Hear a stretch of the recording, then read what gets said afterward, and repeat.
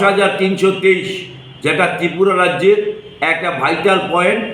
বামফ্রন্ট সরকার তাকে বাঁচানোর জন্য 13,000 পোস্ট ক্রিয়েট করেছিল, যেটা পরবর্তী সময়ে আমরা দেখেছি দেশের উচ্চ আদালত মানে সুপ্রিম কোর্ট সেটাকে বৈধ বলে স্বীকৃতি দিয়েছিল, কিন্তু রাজ্য সরকার সেগুলিকে বাতিল করেছে এবং তাদেরকে নোটিশ দিয়ে ছাঁটাই করে দিয়েছে।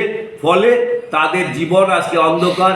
প্রায় 162 জন শিক্ষক শিক্ষিকা মৃত্যুমুখে পতিত হয়েছে, আরও কতজন মৃত্যুমুখে পতিত হবে জানি না। তাদের সুষ্ঠু ব্যবস্থা করার জন্য, অর্থাৎ পুনর্নিয়োগ করে তাদের জীবন জীবিকা রক্ষা করার জন্য আমরা দাবি তুলছি। তারা বলেছিল জেআরবিটি পরীক্ষায় 10,323কে নিয়োগের ব্যবস্থা করবেন, কিন্তু আমরা তাতেও দেখেছি 1,830 জন যে টিআরবিটি নিযুক্তির জন্য সিলেকশন দেওয়া হয়েছে, তার মধ্যে গুটি কয় 10,323 ছাড়া কাউকে সুযোগ দেওয়া হয়নি। ফলে এই ছেলেগুলির জীবন আজকে বিপন্ন। এর জন্য সরকারকে আমরা দায়ী করছি। আমরা দেখছি শিক্ষক কর্মচারীদের বকেয়া দিয়ে সপ্তম বেতন কমিশনের প্রতিশ্রুতি ওরা দিয়েছিল, কিন্তু সপ্তম বেতন কমিশনের নামমাত্র গন্ধ তাদের মধ্যে নেই। তারা প্রতিশ্রুতি পালন করেননি, এমনকি দিয়ে শিক্ষক কর্মচারীদেরকে দেওয়ার প্রয়োজনীয়তা উপলব্ধি করছেন না। এখন পর্যন্ত আমরা 26% ডিএ পাওনা, এই ডিএ এখন পর্যন্ত সরকার দেওয়ার জন্য চেষ্টা করছে না, বা কেন দিতে পারছে না সেই ব্যাপারেও সরকারের কোনো বক্তব্য নেই। এই সরকারের বিরুদ্ধে আমরা তীব্র আন্দোলন তুলে ধরার জন্য চেষ্টা করব। রাজ্যের বেকারদের যে অবস্থা, এই অবস্থার মধ্যে বেকারদের কর্মসংস্থানের কোনো ব্যবস্থা নেই।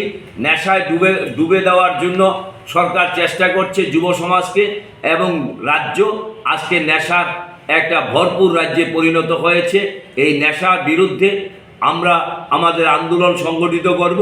এই অবস্থার মধ্যেই আমরা রাজ্য সম্মেলনে স্লোগান তুলব যে রাজ্য সরকারের এই যে অনৈতিক কার্যকলাপ, এই কার্যকলাপ অবিলম্বে বন্ধ করতে হবে, এবং প্রত্যেকটি বিদ্যালয়ে শিক্ষক নিয়োগ অবিলম্বে করতে হবে। শিক্ষক স্বল্পতা দেখা দিয়েছে, ছাত্রদের ড্রপ আউটের সংখ্যা বাড়ছে। বিদ্যাজ্যোতি নামে 100 স্কুলকে রাজ্যের সিবিএসসির আন্ডারে দিয়ে দেওয়া হয়েছে। তার লক্ষ্যমাত্রা অর্থাৎ ফিসের লক্ষ্যমাত্রা ব্যাপকভাবে বৃদ্ধি পেয়েছে। আমাদের কাছে যতটুকু খবর আছে, রাজ্যের বিভিন্ন বিদ্যাজ্যোতি স্কুলে এখন ছেলেরা ফর্ম ফিল আপ করতে পারছে না টাকার অভাবে, এবং পরীক্ষা দেওয়ার জন্য তারা ব্যর্থ হচ্ছে এবং পরীক্ষা দিতে অপরাগ হচ্ছে। অমরপুর থেকে খবর আসছে প্রায় 17-18 জন ছেলে এই ফিসের কারণে ফর্ম ফিল আপ করতে পারেনি। আগরতলাও আছে, বিভিন্ন বিদ্যাজ্যোতি স্কুলে এই অবস্থাটা সৃষ্টি হয়েছে। এটা অবিলম্বে বন্ধ করার জন্য আমরা দাবি তুলছি, এবং অবৈতনিক শিক্ষা ব্যবস্থা যেটা বামফ্রন্ট সরকার চালু করেছিল, এই অবৈতনিক শিক্ষা ব্যবস্থা আবার রাজ্যে ফিরিয়ে আনার জন্য আমরা দাবি তুলব রাজ্য সম্মেলনে, এবং আগামী দিন এটাকে নিয়ে লড়াই তীব্র করার জন্য আমরা চেষ্টা করব। আমরা